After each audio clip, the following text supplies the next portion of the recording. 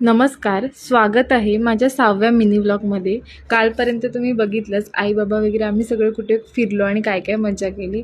तर आज आई-वडिलांनी घरून आणलेली ही सगळी शिदोरी बघून मला खरंच खूप आनंद होतो आहे.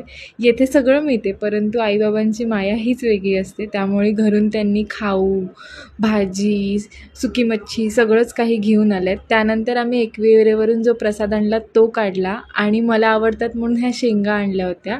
आणि हा संध्याकाळचा व्ह्यू बघत मी माझ्या बेस्ट फ्रेंडकडे निघाली.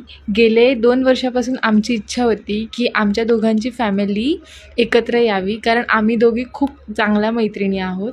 आणि घरापासून लांब आल्यानंतर एक दुसरं घर असेल तर ते तिचं आहे, जे मला आपलंसं वाटतं. तिने जेवायला खूप काही बनवलं होतं आणि काकूसुद्धा खूप प्रेमळ आहेत, त्यांनीसुद्धा आमच्यासाठी बरंच काही बनवलं होतं.